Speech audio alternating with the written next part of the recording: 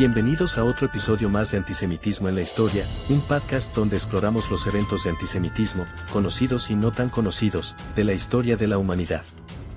Hoy vamos a hablar del antisemitismo en el catolicismo tradicional. Se trata de una manifestación de odio contra los judíos que se enraiza en elementos teológicos, litúrgicos y culturales, y que se ha mantenido durante siglos en la práctica religiosa de la Iglesia Católica.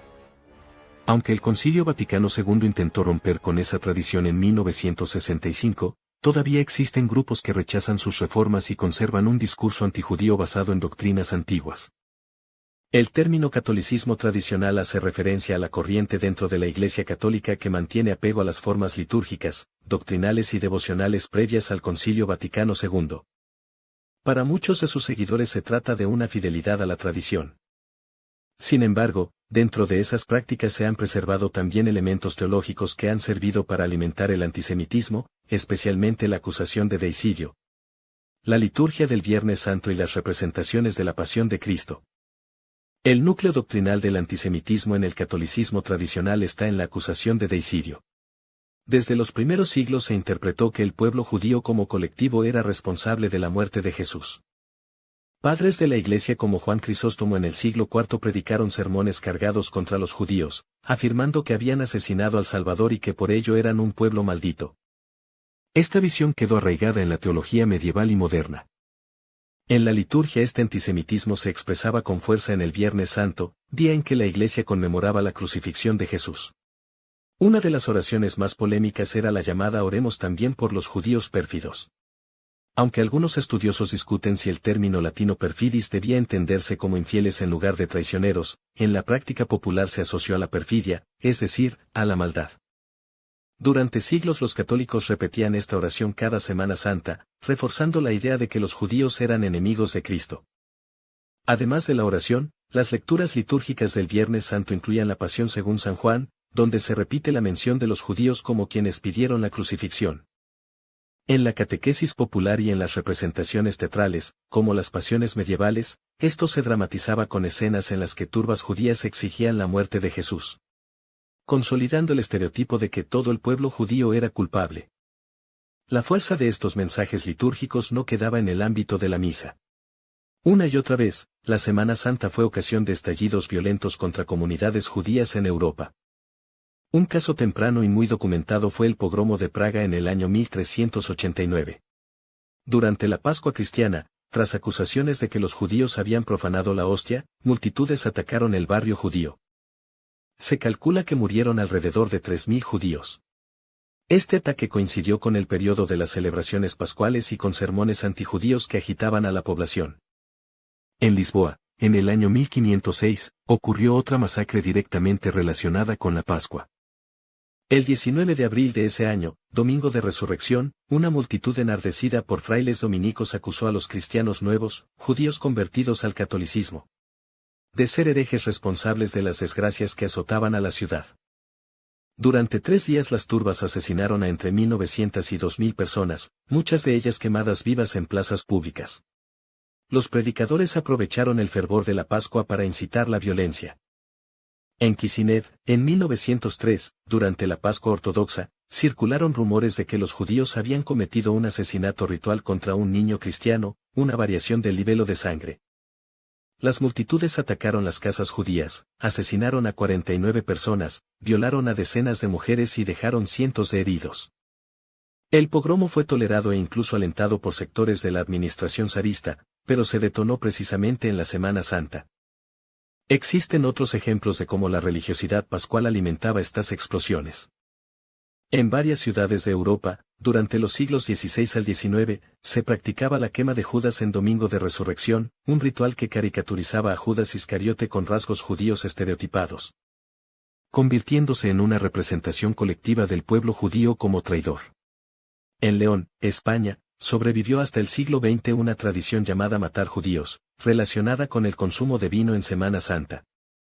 Aunque hoy se interpreta de otra manera, su nombre evidencia la asociación violenta que se establecía en torno a esos días. El siglo XX marcó un giro fundamental con el Concilio Vaticano II, celebrado entre 1962 y 1965. Uno de los documentos más importantes fue Nostra Aetate, aprobado en 1965, que abordó la relación de la Iglesia con las religiones no cristianas. En su sección cuarta, dedicada a los judíos, se declaró explícitamente que lo sucedido en la pasión de Cristo no puede ser imputado indistintamente a todos los judíos de la época ni mucho menos a los judíos actuales. El documento condenó el antisemitismo en todas sus formas. Este cambio significó la ruptura con siglos de enseñanza. Además, el misal fue reformado. En 1959, el Papa Juan XXIII ya había ordenado eliminar la palabra pérfidos de la oración del Viernes Santo. Después del concilio, Pablo VI promulgó la nueva liturgia en 1970. Y en ella la oración por los judíos fue completamente modificada para pedir su fidelidad a la alianza con Dios sin ninguna expresión ofensiva. La recepción de estos cambios fue variada. En muchos sectores de la Iglesia se entendió como un paso necesario tras la Shoah, que había mostrado hasta qué punto el antisemitismo podía culminar en genocidio. En otros sectores, sobre todo entre católicos tradicionales, se consideró una traición a la tradición y a la verdad. El rechazo al Concilio Vaticano II se encarnó sobre todo en la figura de Marcel Lefebvre, arzobispo francés que en 1970 fundó la Fraternidad Sacerdotal San Pío X. Lefebvre aceptaba la liturgia preconciliar y rechazaba las reformas del Vaticano II en varios frentes, incluyendo la libertad religiosa, el ecumenismo y, particularmente, la nueva relación con los judíos. En 1988, Lefebvre consagró obispos sin autorización del Papa, lo que provocó su excomunión y la de los consagrados. Aunque posteriormente la Santa Sede levantó las excomuniones en un intento de reconciliación, la Fraternidad Sacerdotal San Pío X continúa en una situación canónica irregular y mantiene su oposición a Nostra Aetate. Entre los grupos más radicales se encuentran los sedevacantistas, que sostienen que desde la muerte de Pío XII en 1958 no ha habido papas legítimos. Organizaciones como la Sociedad de San Pío V y la Congregación de María Reina Inmaculada rechazan abiertamente el Vaticano II y continúan con interpretaciones litúrgicas y teológicas previas, incluyendo la visión hostil hacia los judíos.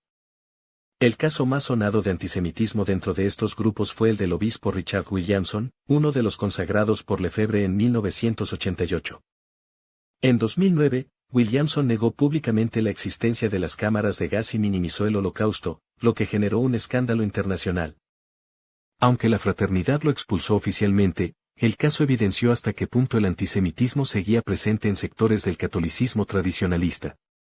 Además de Williamson, existen intelectuales y activistas que vinculan su antisemitismo con una visión católica tradicional.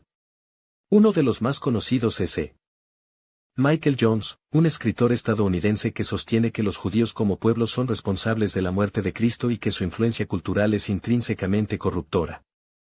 Jones ha defendido explícitamente que los judíos son el pueblo de Isida, retomando el argumento clásico que la Iglesia oficial ya ha abandonado.